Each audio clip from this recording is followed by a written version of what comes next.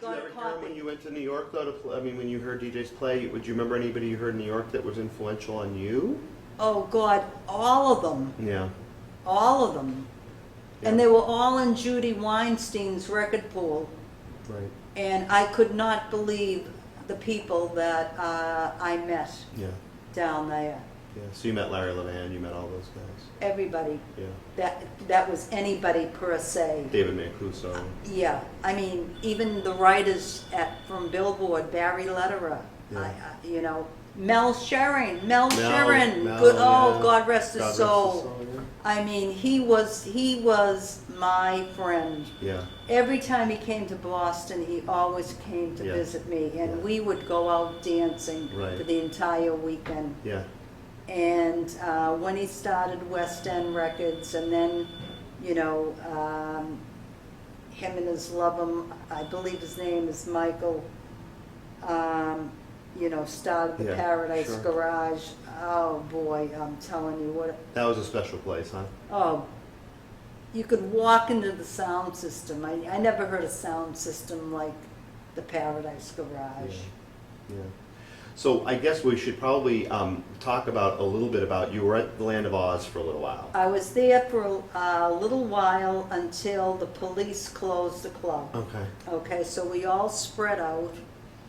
And then But before you go any further, I just want to know, what was it like at Land of Oz? Like, that's where you really got your first experience playing for people. yeah, Yeah. Yeah. So what was that like? it was fantastic. Yeah. It was fantastic. Getting that reaction from the crowd. Yeah. But did you feel like you were a natural? Like, did you feel like you, from all your years of listening and paying attention to the music, like, what made you realize that you could channel all that energy onto a dance floor? I loved the music that was coming out. Every song from Motown, Philly, to everything that followed it. Mhm. Everything was a hit. Mm-hmm. Everything was a hit. Yeah. And then you have the radio jocks like Sonny Joe Mhm. White and Vinnie Peruzzi, Ron Robin, Mm-hmm. John Luongo. Right.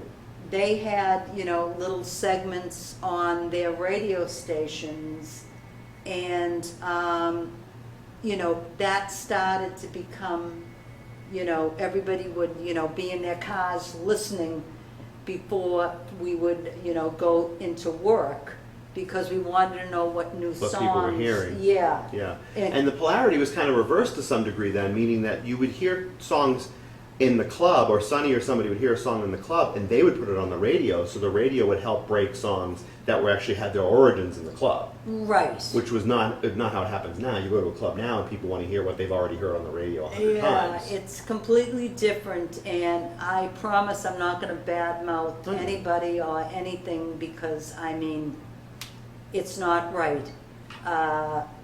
It's wrong. I Yeah. mean, you know, there's always going to be a future, and whatever Right. is anybody is Yeah, no, I into- don't want to encourage that. I'm just, No, yeah. I'm not into that. Yeah. Okay. I'm not into that at all. I got you. I just enjoyed. I am glad I was born when I was born. Yeah. Okay, because it was the first. The baby boomers were the first to experience everything, whether good or bad. Yeah. Yeah. I mean, we never had FM radio. I remember the first time I listened, I just turned the dial, and it was WBCN in Boston.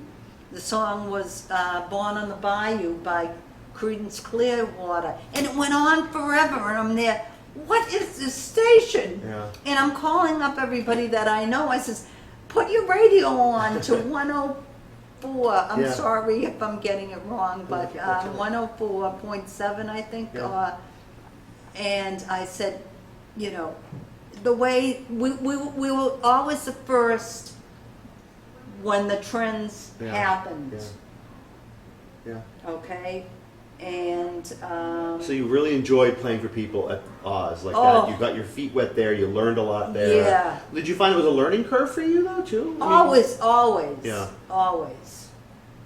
But I'll tell you where I learned the most was when I worked for the Lions Group, who were the owners of the Boston complex. They had when they would renovate, they would have so many name changes, but I'm just going to refer to them as Boston, Boston. And Jeff Tilton and Wendy Hunt were the DJs of the club. And Wendy, along with Jeff, helped me get in there for straight nights. Right. Okay, or the odd nights, not the weekend nights. Right. But this was the next thing after Land of Oz was Boston, Boston for you? I skipped. What did you skip? I skipped, there was a straight club down in Randolph called Sadie's. Okay. How long were you there, do you remember? I think I was there for about 2 years. Okay. So a good run there. Yeah.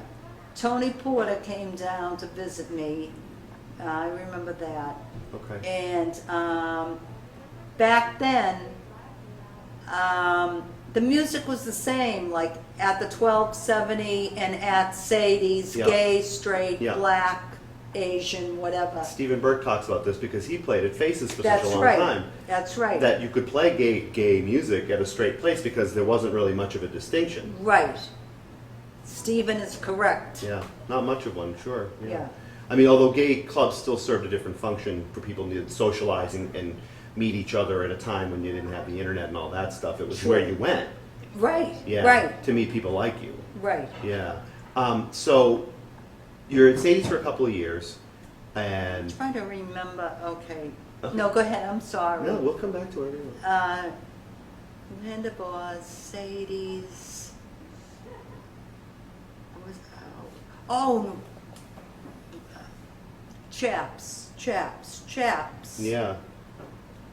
On Blagden Street, which was the back door, not the Huntington Avenue side, which was the front door. Right. Okay. They were thinking of opening up a dance club, breaking down the walls between a club called Chaps, which was a cruise bar, a men's cruise bar, and Sticks, which was an actual small dance club, and they did that. And I asked if they needed another DJ besides Day and I. And the woman who was sort of like the manager, Harry Anthony and his brothers managed the club at the time, but she was also involved. Her name was Susan Egan. And there was a rumor going around that, you know, she didn't like women at all. I says, oh, who fucking cares, to myself. I'm just going to go up and introduce myself and ask her, Yeah. do you need Right. someone, you know. Yeah. So I went up and, you know, she was very cold towards me. That was just her way, I guess. And I said, listen, I says, let me audition for you anyway. I mean, you might be impressed and everything. I says, why do you think women should just be in women's clubs? Right. I says, you know, I know you hate, the rumor is that you hate women. And, you know, she gave me the high sign, like, yeah, you better believe I hate you while you're here. But she gave me a chance to Yeah. audition. Yeah. And I auditioned. Yeah. And, you know, a week later, I got Tuesday and Thursday nights at Chaps in 1978. Okay. Yes, 1978. And this is still before Boston, or is that? Yeah, it was. So you it actually, was. okay. So I'm this is new for me in a sense because I've never known your chronology of like where you worked. So you were at Chaps for a little while, Boston, and then you made your way back to Chaps, but we have the 12 in between and all that too. Oh, Okay. yeah, Yeah. Okay. Okay. I just want to be sure that we try to keep some idea. All right, yes. So you were at Chaps for, how was that? And were you good friends with Day and I already by then, right? He was good friends with me. Yeah. We had a 35-year friendship, Yeah. professionally speaking. musically speaking, I mean, we were out in public on our nights off and probably gave people the wrong idea because we were always together. Yeah. And I respected him tremendously for what I learned from him. And I think we should leave it like that. Okay. But it was a long, hard relationship, and only he took his to his grave, and it is in my heart and soul, and it's not going to be shared Yeah. with anyone else. Yeah. No. But it was basically a professional musical relationship with ups and downs. Sure. Like most Love, hate, relationships. yeah. Sure. So you worked there for how long before you went to Boston at Chaps? Okay, all right. First of all, I remember Chaps was ending their renovation, okay, and the sound man, Luke Feldman, came in, and he had a resume about this thick, okay, and he made sure that you saw it. And, you know, we always sort of, you know, sort of acted like him behind his back, like, theoretically speaking, okay, he would tell us the whys and hows and whatevers. But he was good at what he did. Oh, right? he was very good at Yeah. what he did. Yeah. And he did it quickly, Because his too. name's come up a few times too. Yeah. Okay. As being He- a key person at the He 12 as well. was, Yeah. yes, yes. And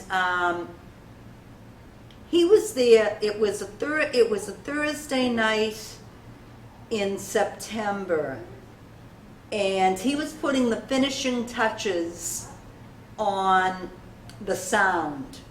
Okay, I just happened to be putting my records in the containers, and he was fidgeting around, and you know, you could hear people in the other area because they had black drapery that closed off half of the room, and before you knew it, somebody just happened to open the curtain, and the people just flooded in from the room.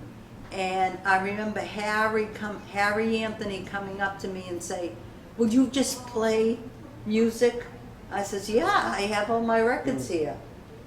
And Chaps was a hit overnight. Right. Okay.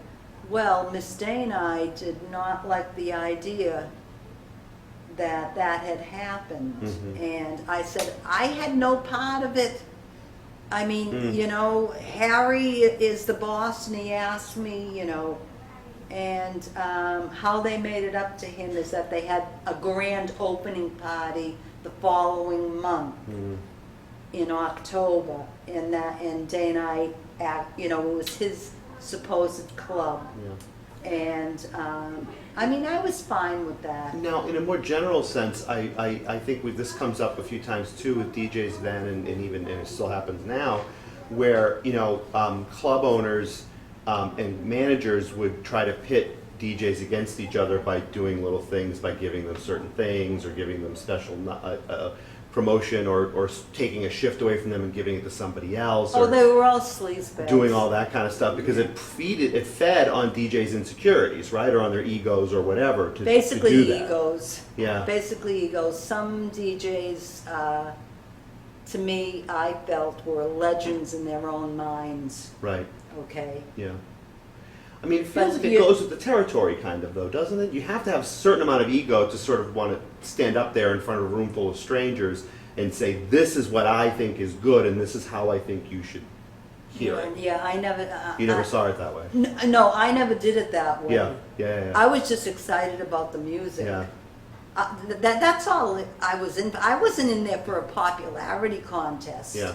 I never wanted anybody in the booth. Right. Okay? Because I was planning an hour ahead of time at all times. Okay? And both the 1270 and Chaps had 3 turntables in the booth, and I used all 3 of them at all times. Yeah. So you needed to be focused. I had to be focused. Yeah. That's the kind of person I am. And I'm not putting anyone down if they want to Yeah. have, you know, a Sure. mob scene in their booth. That's their, Right.